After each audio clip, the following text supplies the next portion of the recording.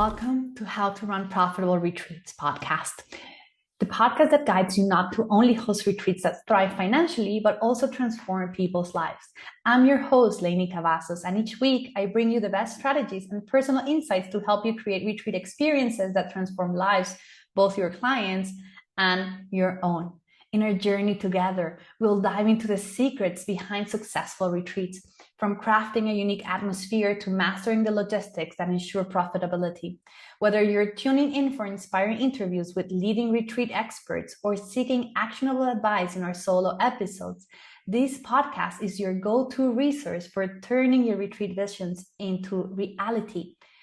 Don't miss out on any of our episodes and subscribe now. For more tools and a free guide on creating your own six-figure retreat business, visit theretreatplanner.com. Now let's get started and make your retreat dreams come true. So today I'm so excited. We have Kendall Wallace, and she is a master at creating meaningful experiences that make you feel more alive, connected with yourself, with nature, and with one another. She creates movie-like magical moments, not on a screen, but in real life. So I want to tell you that we're going to be talking today about corporate retreats and how communication can lead to breakthroughs and how this is so important for any of you who are listening to this space and you're like, oh my gosh, I want to host retreats. And maybe I would like to bring consciousness and enlightenment into the space of the corporate world. You definitely want to listen to this conversation. Yeah. So don't miss out. So Kendall will tell us a little bit more about her story in just a second, but really what she does right now, right, based on her story, she designs bucket list corporate offsites that not only create magical experience, but also create safety and honesty in their workplace. She has helped over 1,000 people across 75 groups, improving communication, uncovering blind spots, minimizing recovery time between breakdowns, work-life balance, and making more decisions in alignment. She is a powerhouse. So Kendall, welcome. Thank you so much for being here. Tell us a little bit about yourself. Oh, Leni, thank you so much for that awesome introduction. So I'll start by saying, so I'm the CEO and lead facilitator of a company called Executive Offsites. And to tell you a little bit about my story, I guess I'll back up about 4 years ago, or a few years ago, where I was working in big tech. I was working at Meta for 4 years as a user experience researcher. So really always about understanding what makes people tick and how people experience certain products and what their feedback might be. And so I worked on these different product teams, and I'm sure your listeners can relate to being on a team where there's all sorts of people different than you, right? It's not just about diversity, but I'm talking about diversity of roles, where the engineers are different than designers, different than researchers, different than data scientists. And specifically for these product teams, you had to get this cross composite of people to be able to agree. And sometimes that worked and sometimes it didn't. So I really focus now on creating alignment in those diverse teams because for me, but about my story is my journey actually came to an abrupt end where I was fired for not being a good teammate. And what started out as simply a difference of opinion in the trajectory of where we wanted to take a product actually spiraled into this almost personal tension that created this cavern on the team. And I'm sure your listeners can relate to when you are on a team and maybe things aren't quite going according to plan, and you come home to your spouse or friends and complain about that teammate that's driving you crazy, or the emotional toll, talk to your therapist about, or whatever. But the point is that we're kidding ourselves if we aren't honest in saying that relationship challenges can create a headache.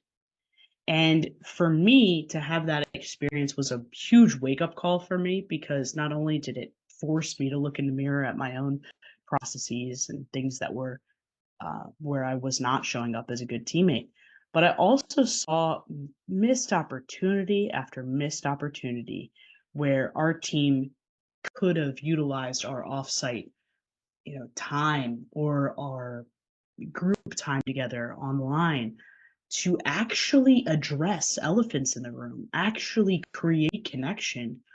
And instead, we did escape rooms without a debrief at the end of it. Or we did stuff, we did dinners and drinks and talked about like Timmy playing baseball. But the real thing that was going to move the needle is actually making sure that me and Joe work better together 2 weeks down the road, so that when another alignment conversation comes up, we can really work well together. So I basically left that experience and started to create retreats for individuals and remote professionals and entrepreneurs in Hawaii. I've created them in France as well. And they were just incredible bonding experiences with such a dynamic structure. And so that, coupled with my past experience of kind of seeing something missing in the corporate world, is now where I find myself creating these experiences for corporate teams. It's really from that wanting to marry a fantastic experience for intact teams. Amazing. Well, I can agree with you in the space that I come also from a corporate background. And yes, we used to have the drinks and the dinners and all this. I actually did escape room, right? Literally, like it was a thing, right? And paintball and all these things. And we actually had a very decent budget, right? And nowadays, actually, 40% of the companies in America have a budget for wellness. Like, hello, listeners, whoever is listening to this and can relate, 44% of corporate offices have a wellness budget, whatever that may be, right? What does that mean for everyone who's in the retreat world? It means people care about the wellness of their employees more than they did 2, 3 years ago, 20 years ago, when there was like absolutely that budget was not existent because no one knew it was necessary, right? So if there is people actually putting a budget behind it, it's because it's necessary. So first of all, thank you for like doing this work, because we do have to bring consciousness everywhere. It's not just about becoming a shaman. Yeah. I mean, like a lot of people are like dropping their jobs and becoming a coach and doing this. And if you're doing it, that's absolutely amazing. But if you choose that you actually love working at a bank and you can make your life better and be more conscious about it, then amazing. We need more people like that. So we can go to the bank and not like want to pull our hairs out. Yeah. So consciousness is needed everywhere. It's not just about your spiritual tribe. So. Well, and what's cool is being able to then integrate some of these more conscious woo-woo practices, okay, but we can do it in a way that doesn't scare people that have that corporate kind of armor a little bit more. And so activities that I think don't really scare people are like breath work is a fantastic one to bring into corporate experiences, breath work. I'm actually a certified EFT practitioner myself.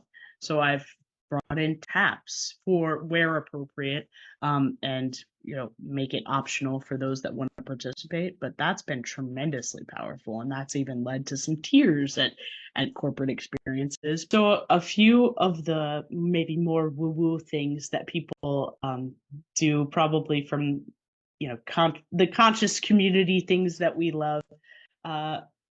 Actually, breath work is a huge one that is very powerful in integrating into corporate experiences, because it's not too far down the road. It's actually just super powerful for anyone. And that's a key, we talked in the pre-interview, and I'll mention now, but one of the key things actually is making sure, unlike normal retreats, these corporate ones actually have to make it safe for even the people who eye roll on the team.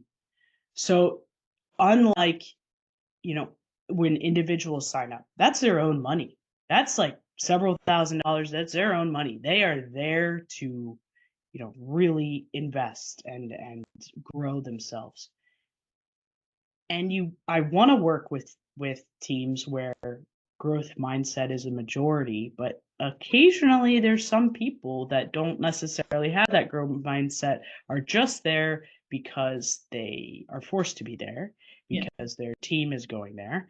And so the biggest difference, I'll say, is making it safe for those people and making Mm. it safe for their eye rolls and actually bringing that into the conversation in a safe way and acknowledging the way they may feel.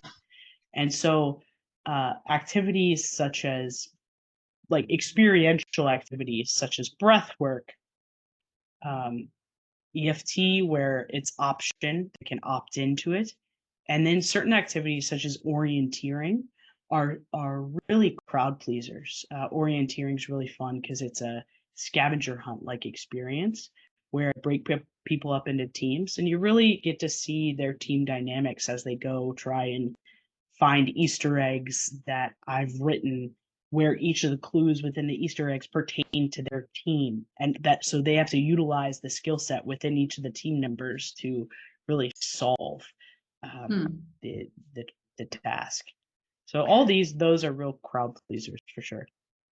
Yeah, I really like it. But like, for example, like we're hosting like corporate retreats in Mexico, and even the word breath work is not so like known of, right? So even if like Yeah, you were, yeah, so like, yes, now breath work mindset, right? Like there's this whole thing, but even for breath work, if you don't really know anything and the only thing you've seen about breath work is like the Wim Hof method, and you see people like hyperventilating, you might not feel very safe, right? So even for us, sometimes we will define the name of the activity as like breathing to regulate your nervous system, like what it is and what you're going to get out of it, right? Like in a way that feels so easy for people to understand that it's like that, right? Like, and even when we're thinking about it, like here we have like across the world it has become super popular, like cacao ceremonies. I do not really recommend cacao ceremonies for like no, corporate retreats at all because people hard are like,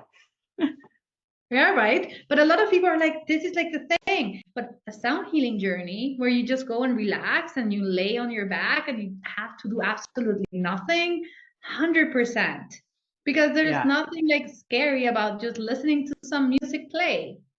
the If, the biggest advice I can give is basically in designing corporate experiences, you have to design it with that person who's going to be eye rolling in mind. And the stuff that is too woo woo ain't going to work. It's going to make them be in red, shut down, and just completely check out. So you're exactly right. Yeah.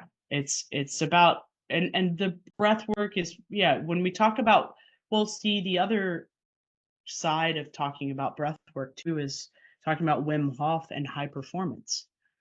So we talk about Wim Hof being able to do extraordinary things and really navigate stress and how that parallels to being in a meeting where you might be in a high stress situation. Maybe someone calls on you and you're unprepared, or maybe it's a conflict that's being discussed and you're not sure where to choose, where that cortisol in your brain starts to really build up from a neuroscience perspective.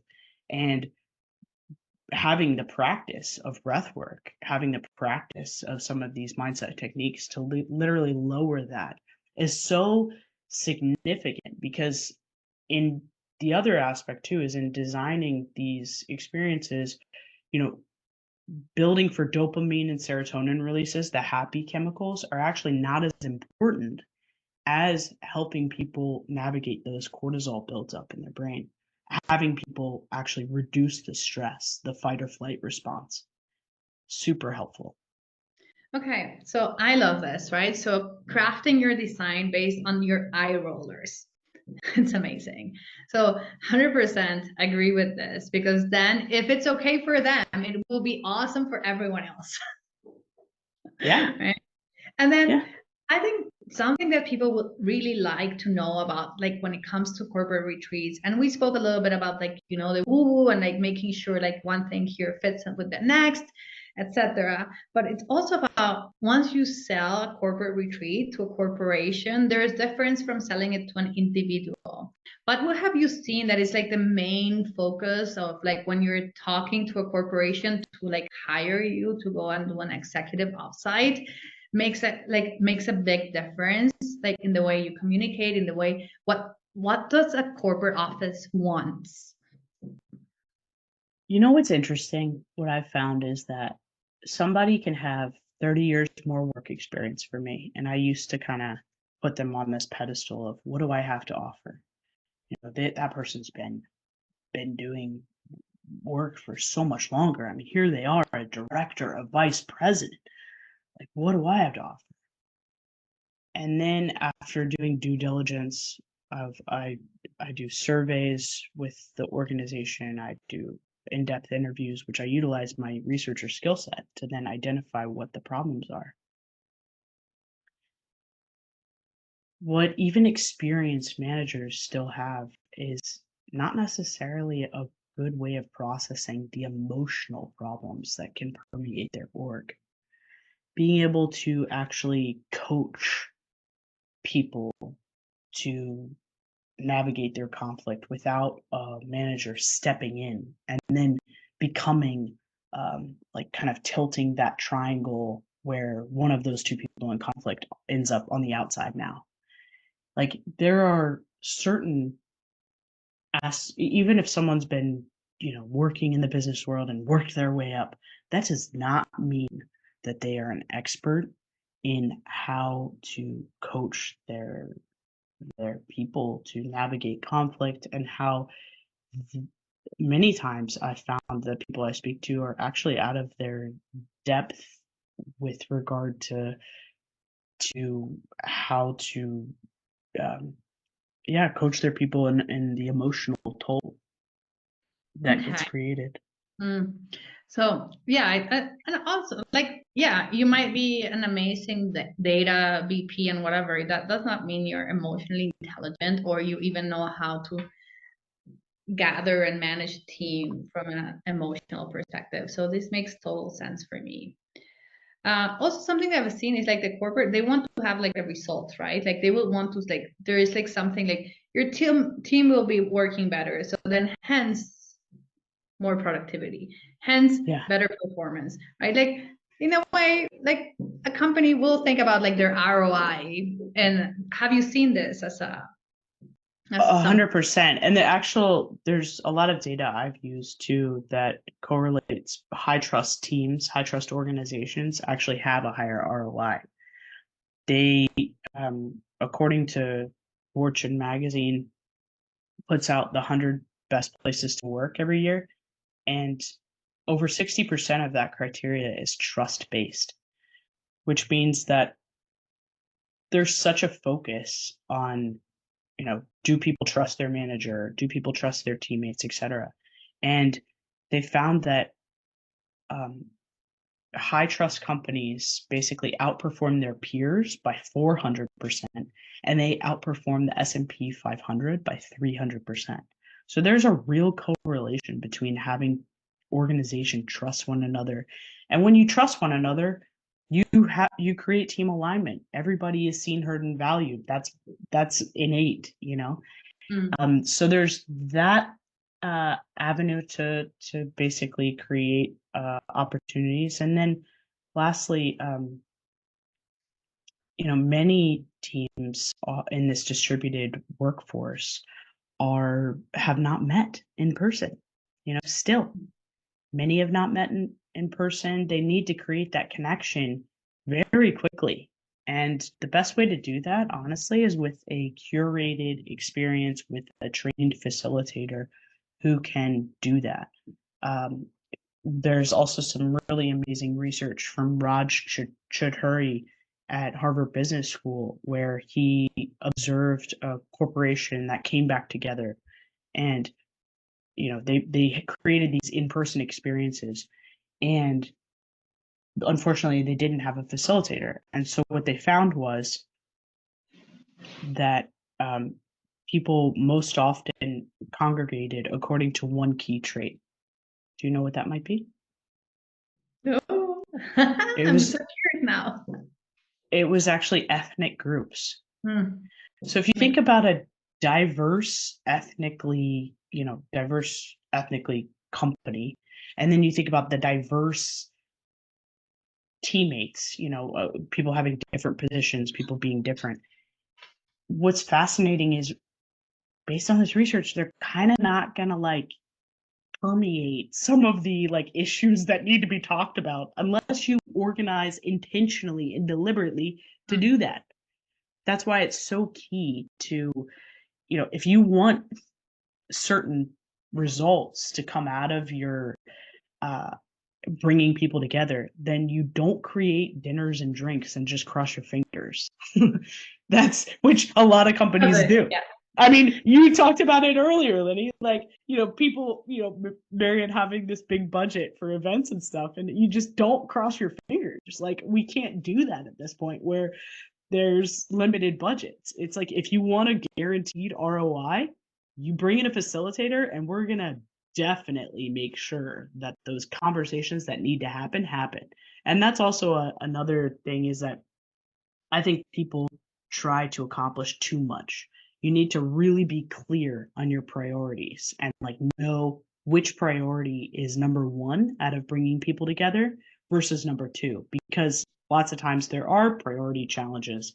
And when push comes to shove, you better go with number one. You better know what that is. And a lot of times, the most successful, as I've coached teams, is really on building their relationships or Hmm. navigating conflict. That comparatively to some of the output that might, make Yeah, I love the it, time and I think together. it's like a beautiful journey for you. And I have so many things I want to say here. Like, yeah, first of all, totally like hear you, and I love that high perform. Like, there's so much data on like high performance, and yes, definitely having that facilitator that knows what they're doing, and also it creates like it's like a thing. Like, okay, so I love like real life examples. So it's like when your mom comes and tells you, "Oh, you should do this," and then you're like, you don't listen to it, right? Or you tell your mom the other way around, and then suddenly they show up like a couple of weeks later, and they're like, this person told me this, and it's exactly the same thing, and they're like, I'm doing it, right? So when it's coming from an external position, we tend to trust it more, right? So when like let's say I'm in a group and I'm like and I'm the like I remember we had a trainer in our team, right? So our small and mighty team were 6 people, and instead of the 6 people, we had a trainer. And honestly, we didn't want to open up with her. Like, she was gonna go tell her boss. Like, you know what I Yeah, mean? So there's yeah. like all this kind of like dynamics, and 100% like I am Mexican, so I speak Spanish as well, English, right? And living in Dubai with like so many different nationalities. And the people who spoke Arabic, they hang out with the people who spoke Arabic during lunchtime. Like you could see it in the cafeteria, right? Like that's when you told me about it. I'm like, I just could see the cafeteria. You pictured. And I had friends from different like nationalities or whatnot, but there was always this like pool. Like it was Hmm. easier to just like Hmm. connect with like people from like your like same ethnic background. Sometimes Hmm. just because of the language, right? Like you're speaking English all day long, and you're like, well, I get to like chat with other people. Me personally, I love to meet with like people from all across the world. So I didn't care, and I would go and sit down with like people from different nationalities because I found it so interesting and so like rewarding. But majority of people are not like that, so I cannot Hmm. assume, right? And then from there, for me personally, something that is super super important, and I it's not about like taking anything away from team building, but something that has been my experience and that really helped me in like my workplace was also about becoming more productive, like Hmm. really learning really learning how I could be more productive with my time, understanding my zone of genius, if I was more creative, more logical, more of a teacher, what was the best time for me to do spreadsheets, and what was the time for me to do PowerPoint presentations, and actually like when I knew there was going to be a time where there was going to be like a lot of surprise tasks and roles, like actually blocking an hour of my day for those emergencies so I didn't have to go longer. And I reduced my work hours from 13 hours a day to 9.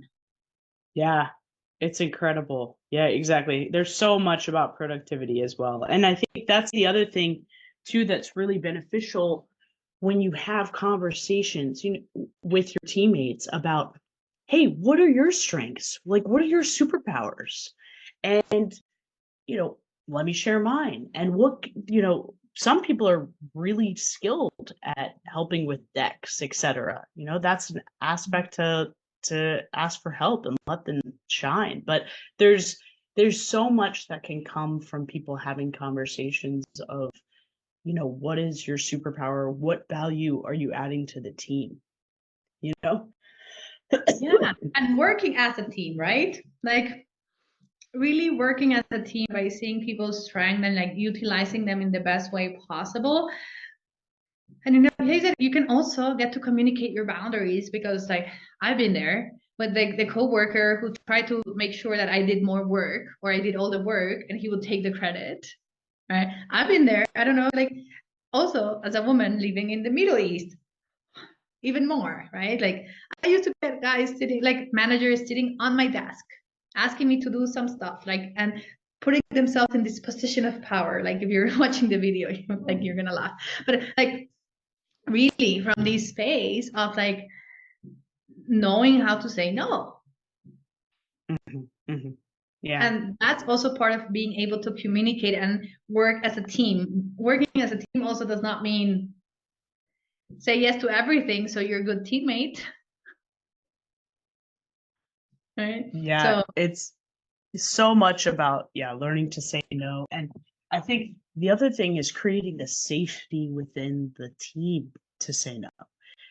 And again, that has to be kind of discussed. Hey, if I say no to you on this project, it's because I'm saying yes to this other thing. And that's, so often when we're on the hamster wheel and everything's so fast, it's like we don't take out time for those conversations, which is another reason why I also include and encourage all teams that I work with to have a monthly check-in on the team dynamic. Set aside 30 minutes or an hour where people actually discuss like how they're showing up and the functionality of the team. I think that's a key aspect of keeping health within an organization. And it's a key aspect of also creating the safety for, like you said, saying no, or the feedback to be able to go up too, to help things shift. of course, yeah. So if you could tell the like the people listening, so I'm sure the people who stayed on until now is because you're like, corporate retreats might be an interesting thing to do. Maybe I can hire Kendall or collab with Kendall, but maybe I want to like figure out on my own first, what do I want to do when it comes to corporate retreats? How does that look like for me, right? Because as always, everyone here is very, very encouraged to find your own way. No cookie cutter strategies in this place, right? So as you find your own way, what would be like the top 3 things that you would encourage people to really ask themselves when they're wondering, like, should I or should I not create a retreat offering that's specifically for corporate? My mentor said to me when I first wanted to do this, he was like, Kendall, you need to accept that this is very different than individuals signing up. And I kind of responded, yeah. Whatever. Come on. I got some great plans. Like what I do is special. And it's taken me many corporate experiences to really understand that he was right. It's very different when you have a bunch of hungry people using their own money, all with a growth mindset, to be there like an eager puppy, like just watching and ready for the next thing, right? It's a different ball of wax um, to do intact teams. It really is, because you do have to face the resistance that you really don't face when you have individuals paying with their own money. And so it's forced me to really educate myself on group dynamics, become an expert in that. And that has taken years. I'm still in the path. So the biggest thing I can suggest is to partner potentially with somebody who has that group dynamics expertise, because you're going to want to not kind of flail, if you Yeah. will. Um, and while you may have incredible ideas, etc., being able to respond to someone who says like, I think this is stupid, we should move on, is a different set of skills. Mm. So that's my one caveat is, as much as I was resistant to listening to him, he was right. And it was so annoying, but he's No, right. no, and it was your journey, right? You had to go through it. It's like it's perfect exactly the way it is. So, Well, and it's but yeah, also I like agree. it's also, one of the other things I've thought about too is actually doing family work, because it's really about uh, people who know each other. They already have these coexisting relationships. They already have like these roles that they kind of understand one another. Certain people are underperformers, certain people are overperformers, and um, they just kind of know each other already. So it's a whole other ball of wax to really be able to create safety for then the people that are usually quiet to be able to open up and navigate, how the people that are dominating the conversation, how to respond in a way that, makes them feel heard, but also recognizes their blind spots. It's like, it's an art. Yeah, I would say if we were to put it in like super simple example, is like, and I heard about this like the other day from someone, but so I'm taking it away a little bit for it's like they were talking about like this series in nine perfect strangers, right? So a retreat is your perfect strangers, right? They don't know each other. And then a corporate retreat or a family retreat, they already know each other. So they already have a dynamic that exists. So they have this web of preconditioning of like who's supposed to be what, who's supposed to do what, and how they're supposed to act in front of each other. So you need to come and break that down into pieces. So it's Yeah. starting from scratch and then like basically rebuilding something from something that is already existing, right? Right. So I think this is a great way to see the difference between the two of them. I have to say, for me, if you work with someone who's a genius at actually like emceeing and managing group dynamics and like being able to make people like the eye rollers laugh and be like, oh my gosh, yeah, really, this is so simple, right? Like, why was I at rolling my eyes? Like, you know what I mean? Yeah. Having that person who's probably an extrovert that knows how to deal with these people, who's emotionally intelligent, who knows how to have crucial conversations, basically a master communicator in a way as well, that then like managing the dynamics, like go for it. Because I will also say that once you open the door into the corporate space, they all talk to each other. And if you do a horrible job, they will tell the other teams, and then they will not probably like think about you. And then that person jumps to the next company, and then when you come out, they'll be like, I was in one of those, and it was so weird. Like nothing wrong, but it was just weird, right? Right. So even though it seems like the corporate world is massive, it's a tiny circle of people. Mm. Hmm. So you want Yeah. to make sure that when you do something, and in any way you do it, like my advice is to do that in any way in your business in general. But like just be great at it.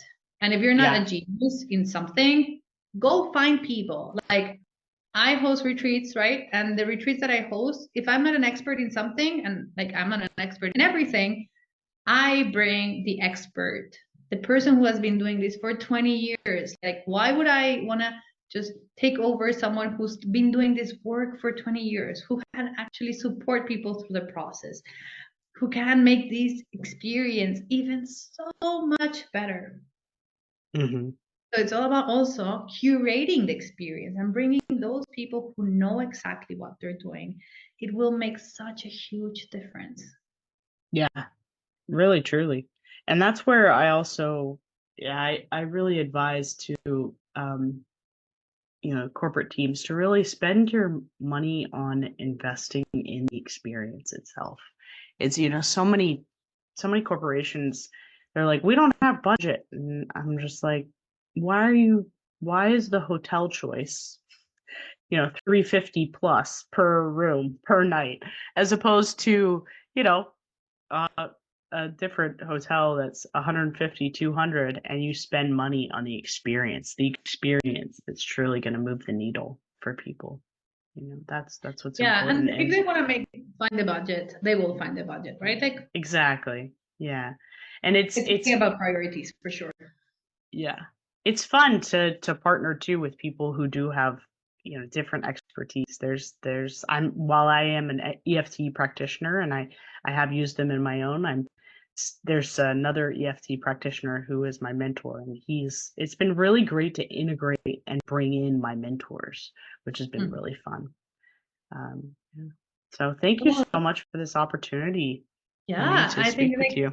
so many people are going to be interested to having more conversations with you. Me, definitely, for sure. But, how can people find you?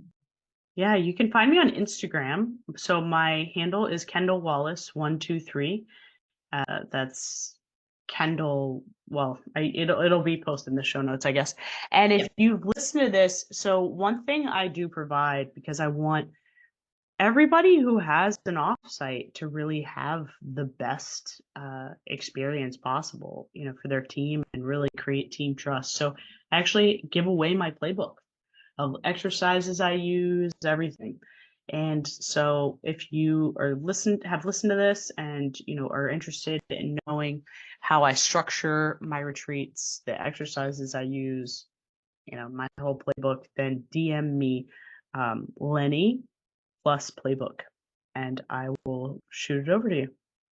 Wow, this is such a wonderful gift. Thank you so much for offering this to people. I am sure people will be interested, and that way they can stay connected with you. I already have a few people. I want to just tell them directly to reach out to you.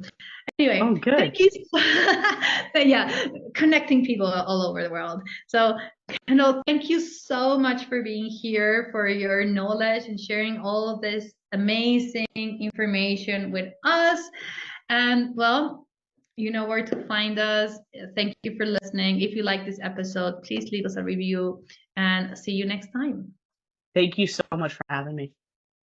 Wow, what a great episode. If you like our podcast, How to Run Profitable Retreats, leave us a review and share it with a friend.